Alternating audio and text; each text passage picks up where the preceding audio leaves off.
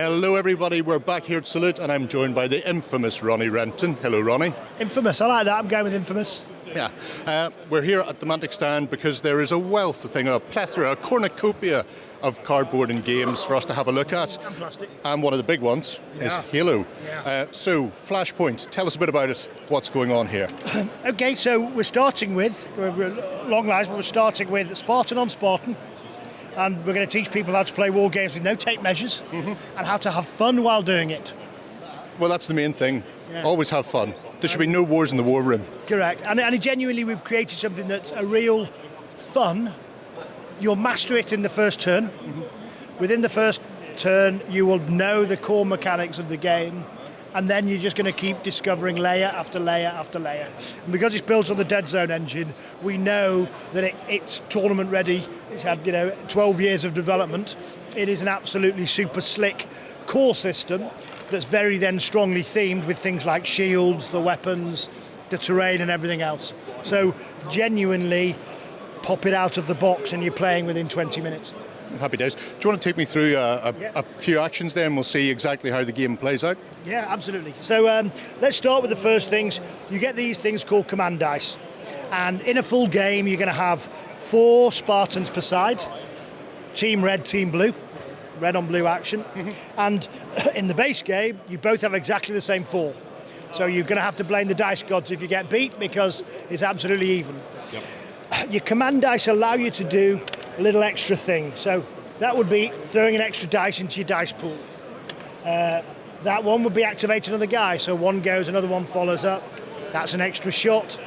That's an extra fight action. Yeah. So there's a little random element to the heroic things you can do.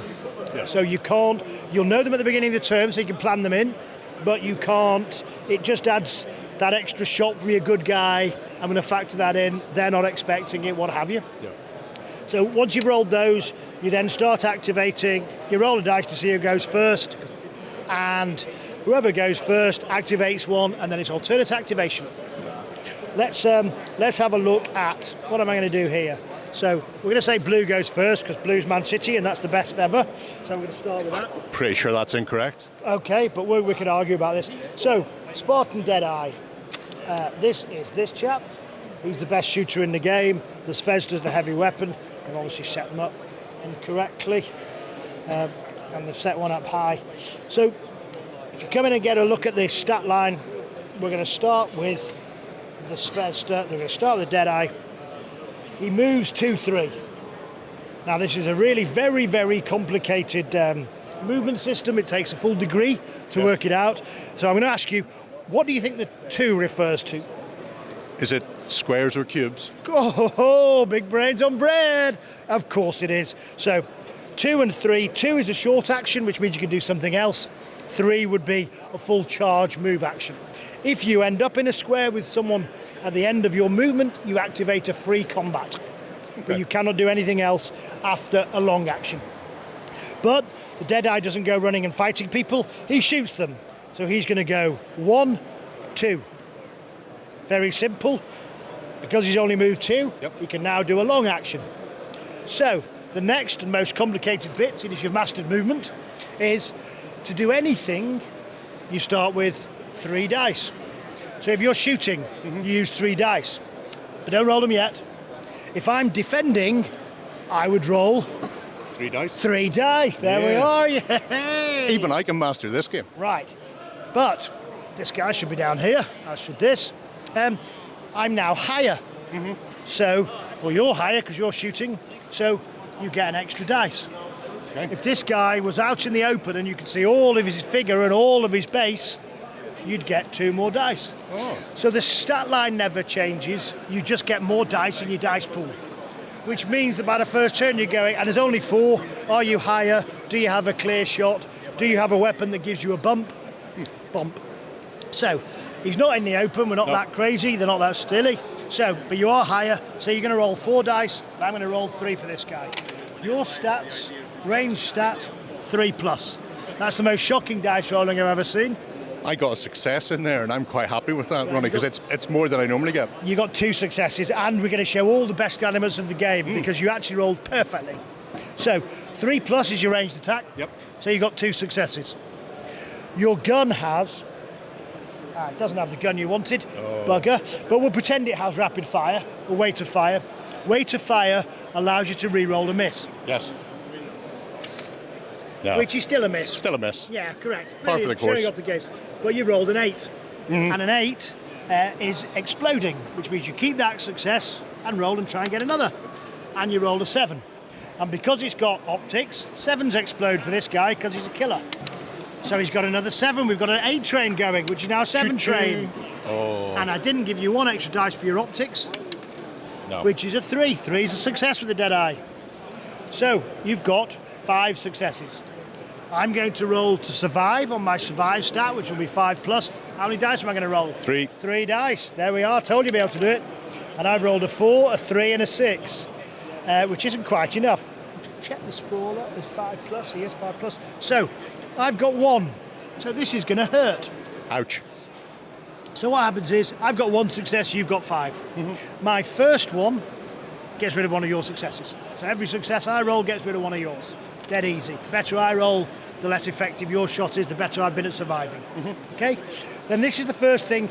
The dead eye is shooting at the Spartan Brawler. He has 2 shields. So 2 successes, get rid of the shields. And if you remember in the game, those go down. At the end of the turn, if he's still alive, 1 of those will come back. Okay. Then you go against my armour. So even though you roll very well, the armour's 2. There's no armour piercing here.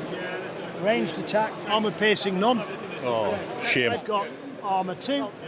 So for your next 2, go against the armour.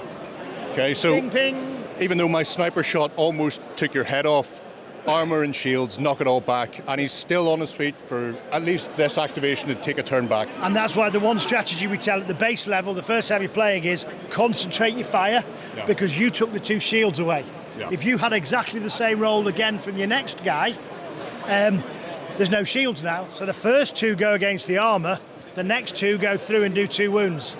So in the second shot, and if you remember, and you rolled one of these extra shot dice, you now say, you know what, I enjoyed that, I'm going to do it again.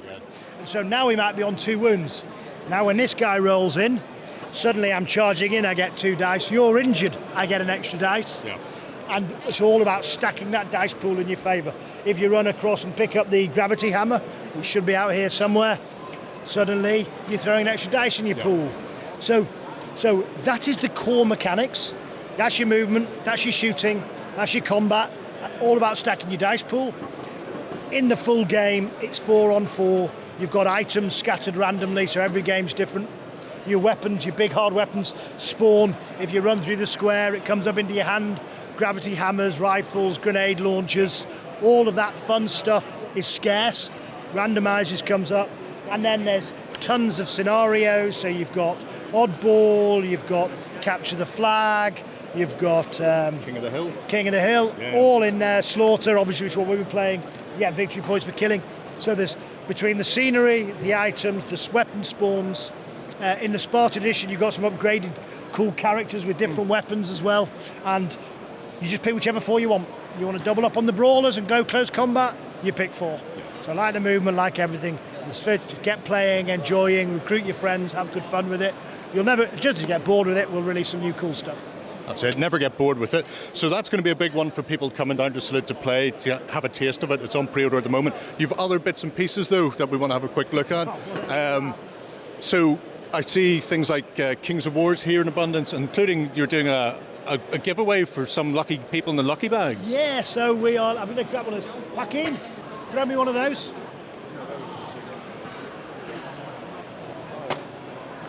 Delightful. So, as we all know, everyone thinks Mantic miniatures are shit. They've been shit for years. Miniatures are always shit, so we thought, well, there's only one way to disprove that, and that's actually give them some. I think everyone knows our games rules are fantastic, so we doubled down and gave them some of those too. So in this sample pack, you've got Kings of War rulebook and a regiment of troops. They might be impalers, they might be butchers, they might be ogres, but really nice, beautiful plastics, just for people to get their hands on them and have a look at Mantic 2024 rather than Mantic 2009, which I think was where we kind of remembered from and everything else. So we do such great things. Kings of War's blowing up again. It's getting bigger again. We've seen a big influx this year. We've sold 201 tickets for Clash of Kings this year. People that have been to it for the last 10 years haven't got tickets, and the venue's at capacity. So, I've seen Steve ended up having to expand the venue for Clash as well. 3 times, yeah. And there's literally nowhere bigger in Nottingham now until we go to like 800. So that's great. So we're just giving some people, come and have a look at us. We've got this coming later. Glue some minis together and then decide what you think of the Mantic minis right now. Yeah, it's a great way to do it. And the final thing I want to say is Hellboy. There's a new exclusive for conventions. Yeah, so we're going to run it from now. It's this year's Show Special, and we're going to have it running on Father's Day as well, because it's Professor Bruttenholm with a baby Hellboy. Baby Hellboy, yes. Yeah, it's a lovely little. It's a lovely little model that we've brought in specially for the shows. Yeah, it's just got some character. We've got all the dice card games. We've got the Dungeon Saga is now just coming out. Family game. My first dungeon crawler.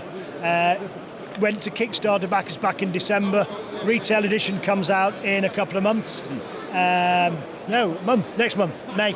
So that's a lovely board game. The barbarian's got a huge axe with the female elf ranger's got a bow, she fires arrow. It's just characterful family time. We've built an app so you can actually play with the kids. Yeah.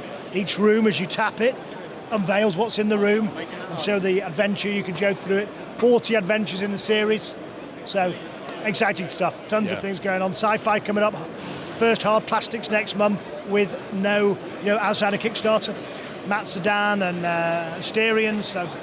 Yeah, exciting times for Mantic. It's going to be a busy year. It's going to be a year that's hard on my pocket as well, I'm fairly certain. But yeah, check out Mantic. If you're here at Salute, obviously come over to the stand, get a game of Halo. I see all sorts of people out there, like Andy, ready to give people games and keep them entertained. Thank you very much, Ronnie. We're going to head on and see what else is about.